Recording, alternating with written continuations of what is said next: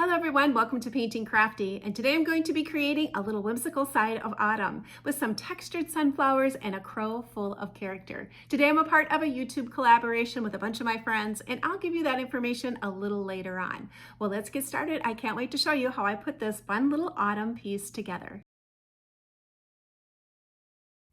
I'm going to be creating this image on the reverse side of a cutting board that I've already used the opposite side. That's the great thing about cutting boards. You have two great surfaces to create on, so definitely take advantage of doing something different on the back side. I'm going to be painting this in a folk art style that has a rich black background, and I like using the folk art chalk paint in the color rich black to create the backgrounds. I give it a coat of paint, give it a light sanding with some 220 grit paper because it does raise the surface a little bit, dust it off, give another coating, and for the final sanding, I like to use a brown paper sack as a very fine sand grit paper. It does make a nice smooth finish to paint on. The first step was I created my pattern, and then once I had my pattern created, I wanted to go ahead and do a tracing over the top. And the Sorel transfer paper works perfect for this. They do have a white version, so I like to use a small little colorful pen. Then I can see where I've already traced my lines, so I know how far I've gone. I'm just going to be tracing the larger elements and then saving the details for later. Now, if you would like to have a trace and paint option, I do have a sketchbook membership on my Ko-fi page. I'll leave that link down inside of the description. I know not everyone likes to draw, but you might like to paint. This makes a quick way to paint and trace is to have a sketchbook membership. I'll also be selling a standalone pattern, so definitely check out the link if you might be interested in recreating this painting yourself. The first steps for this is I'm going to be block painting it in. Look at this as kind of being more of a color book step. I'm using an angle brush. I like to use angle brushes because it'll have a small little pointed end at one end of my brush, but I do get the advantage of having a flat brush to be able to smooth my paint out evenly. Now I'm using the Deco Art color, Warm White. I'm going to need a couple coats of paint for this, so I'm just starting that process by blocking it all in. For my background color, or the landscape hill colors, I'm going to be using 3 shades of blue. My lightest shade of blue paint I'm using is Spa Blue, then Bahama Blue is the next, the medium shade, and the darker shade of blue is called Turquoise Blue. I'll have a listing of all the colors I use inside of the patterns if you choose to buy one. I'm basically just going ahead and using my little angle brush once again to block in the hills. I love this color of using the blues, having the black, and then bringing in those sunflower colors of the browns and the golds. Blue and yellow are complementary colors. They look great together. They're going to pop when I'm in my final look of this little painting. For the center, I used raw umber to base coat it in. Then I'm just going to start the process over again. I'm going to begin adding more white, adding my blues in, and filling it in. Hopefully you can see what a difference by just adding those next layers of paint. I'm okay if I have little streaks of black in between my hills. It just adds to the character of this piece.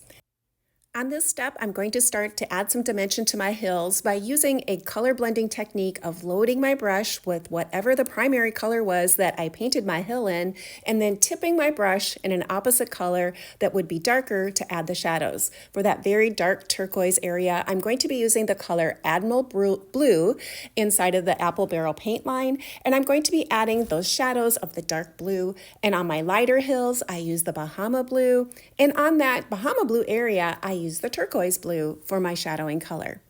If you've never tried this style of blending, it really is worth practicing and trying. I think you're going to be really happy with all the dimension it can bring to your paintings.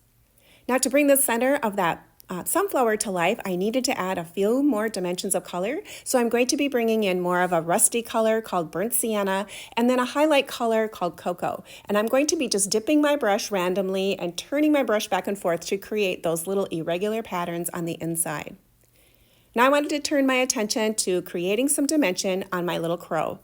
I definitely needed my black crow to have a black feeling, but to bring it to life, I'm going to be adding the Deco Art color called Purple Cow. This is a very translucent color and works like almost a glaze, so it just slightly transforms that black color to have a little bit more interest. I'm also going to be putting a little bit of the Admiral Blue on it as well to bring this little guy to life.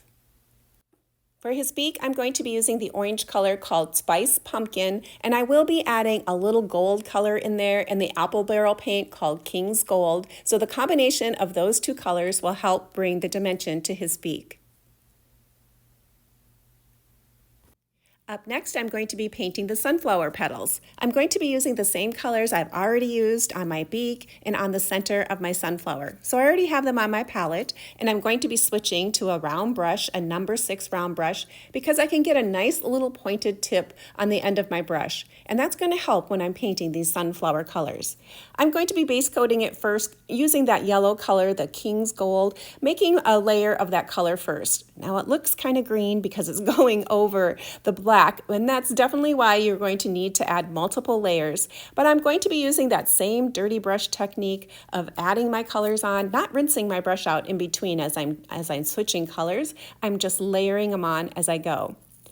At this point, I've decided I want to add a little white into my yellow to make it slightly more opaque. That's a good trick for yellows and light oranges. Sometimes you need to add a little bit of white into your paint to make it more opaque, and then you can layer on your colors on the top.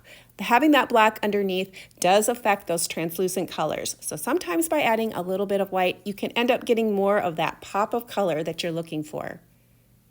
Hopefully you can see I'm not rinsing out my brush, I'm just picking up my colors as I go. There's a lot of grace with using acrylic paint, so all you have to do is let it dry if you don't like it, and then you can paint it over. And that's exactly what I'm doing on these next steps. I'm tweaking my colors. As they dry, they change. Acrylic paint always dries slightly darker. So often I let my paint dry, take a look at it, and see if there's areas that I need to brighten or lighten or soften or bring more contrast to those colors. And that's not going to happen until my paint dries, so I can get an idea, especially that purple color over top of my black, because it is so translucent and acts like a glaze. I do probably about 3 different layers on there to finally get that purple to pop and give my little crow some dimension. Now it's time to add a little pattern to those background hills. You can do this in a variety of ways. Here I'm just using some free strokes of paint, and then I'm adding a little bit of stenciling on the top in that darker area. I'm still sticking to the colors that I had used already on my hills, not switching up the colors too much that way, but adding some additional patterns to those areas. I'm going to be adding more a little later using some color pencils, but this is just the beginning steps. Down below, I'm going to be creating a checkerboard pattern. It's great. I like the idea of having the end colors match, so wherever you start with on that end, I like it to end on the other end. It's just a visual thing for me, but I really do like that, so I kind of try to plan it out for that way. For the stars, I'm going to be starting the same process using the same colors that I used for my sunflower. And again, it's that dirty brush technique of adding the colors on, letting them dry, seeing if I need to add more. And I'm okay with those little fine lines of black that might be around the edges of the star, around the little hills, and in between my checkerboards. I think it adds a lot of dimension. When I designed my painting, I wanted to have a little area where I could bring in a pop of red, and the small little house in the background was a perfect spot to add it. I'm going to be using the color Deep Burgundy and then adding a brown roof line to it. It's going to take a couple coats to make that burgundy color really deep enough because I'm painting on the white. I wanted to give the moon in the background a sense of glowing, so I took a little bit of the gold paint that I had used in my sunflower and created a watercolor float. You create a watercolor float by taking your clean brush, dipping it into the water, taking it out, and then touching a paper towel until you see the water shine gone. Dip the edge of your brush into the paint you want to use, rub it back and forth on the top of your palette to disperse the paint from dark to light, and then brush your color across your surface, and you're going to create these very pretty watercolor blends. It's another way to add dimension to your pieces.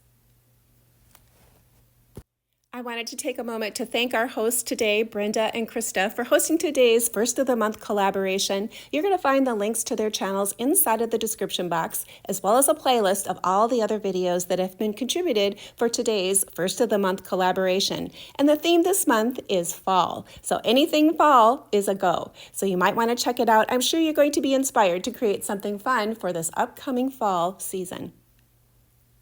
To add a little glow to my windows, I take the yellow and the orange paint and mix it with my brush wet on wet style.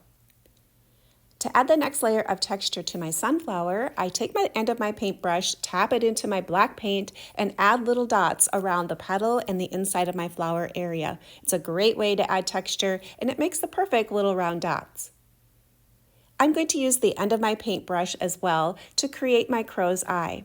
I dip it into the white paint, tap it where the eye goes, and then to create a smaller black dot, I'm going to switch to my stylus, dip that into my black paint, and create a little black dot for his eye.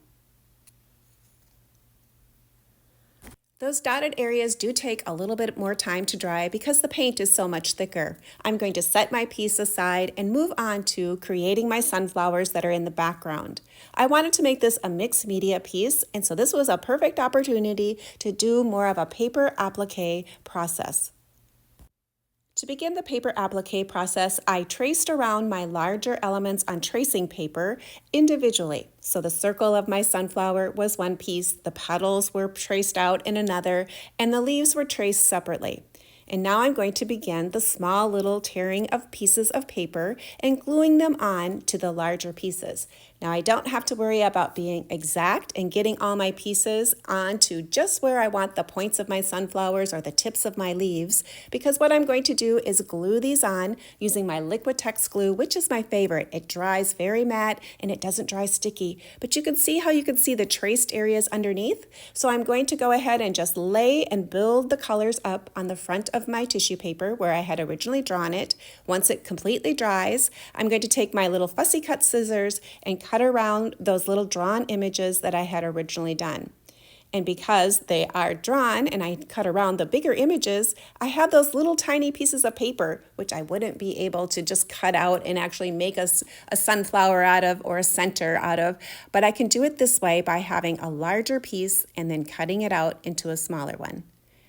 It's kind of a fun applique process.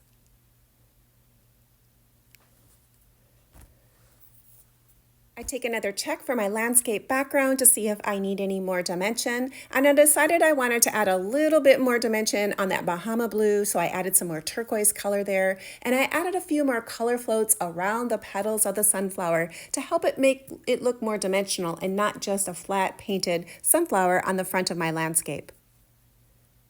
I was going to be using a Posca pen to do my lettering, and a good tip when using Posca pens is to always shake them well and to do the pumping priming on a separate piece of paper, and then just use an even amount of pressure when you're doing your lettering. That's going to help try to avoid any possibility of having little extra bloops of paint come out. If you've used a Posca pen, you know what I'm talking about. I gave my lettering a good chance to dry, and then I wanted to remove the extra bits of chalk or residue left over from my transfer paper. So I just took a damp paper towel and wiped it off, and if there was any little bits of little papery marks left from my paper towel, I used a dry brush and just wiped them on off. Once my piece was dry, I added my paper applique pieces on using the glue called matte gel. It's a thicker glue and it adheres these thicker pieces really well. I also used the same glue to attach buttons to the centers of my sunflowers. By applying the glue to the back of the flowers, I get an even coat and I know it's going to stick down really well. Up next is to add the line work to my piece, and I'm going to be creating texture and line work using colored pencils. The Prismacolor pencils and the Premier line really has some rich, beautiful color tones. Color pencils actually have a wax base inside of them, and your different price points do have different quality of pigments in them. But the Premier color for the Prismacolor, and I believe I bought mine at Walmart, is a nice brand of pencil to use. I can go in and add the different colors and the textures easily with my colored pencils. But because this is a mixed media piece, I will have to go ahead and seal it at the end because some things are water soluble and will move around if I don't seal them. So I will be giving it a seal coat in the end. But I can add all these little different textures by adding some different marks, by creating the swirl marks, adding some feather marks, and around his eye, I take that blue pencil and just make the slightest bit of line around his eye, and that just really brings that eye to life by having just that little bit of color there, and I couldn't do that very easily using a paintbrush. I have a lot more control by using a pencil, and I love the variety of colors I can get. There's so many to choose from. This is a step in mixed media that you just get to play with lines and textures and colors. There's no right or wrong way to do this, and there's no real formula. It's basically you're building on the textures and the colors. So put some lines on, take a break, step back, take a look at your work, and if you want to add some more, then go ahead. This is also an optional point too. If you feel like you like the more primitive folk art style, you could stop. You don't have to add any of these lines if you don't want to. But I really do love the mixed media, line work, and textures. It's what brings me joy, so I love adding scribbly bits to my paintings. I decided to add more of a scribbly bit, a little bit more of vine work, line work, little tiny leaves all the way around the edge of my cutting board. It was a large area, so I needed to fill it in slightly. And using two different shades, one was a blue-green and a blue, and I just kind of twisted and pulled my pencil as I went and just put in a few little drawn leaves. And it added so much more interest to this large black area that I needed to fill in. Not only can you use the pencils to add scribbly bits, but you can add more dimension to any of your shaded areas that you might have created.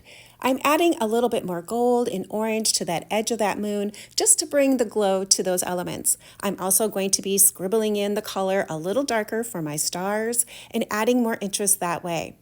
I also used my colored pencils to go around my paper applique sunflowers. The edges were kind of flat and it didn't look like there was much dimension behind there, so I really wanted to add more dimension by adding some more colorful lines around my sunflower, and that really did pop them away from the background and make them look a lot more interesting. I cut out my paper leaves and glued those on as well and continued on with the color pencil look around my leaves. I actually drew on the inside of them too, just to add a few more dimensions to those areas. I took some time and I added my legs on with using my colored pencils. Again, it's an easy tool to use instead of using my paintbrush.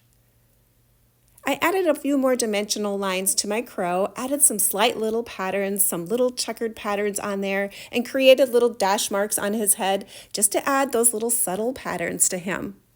I went back into my sunflower and did some more colorations on top of those using a variety of oranges and yellows.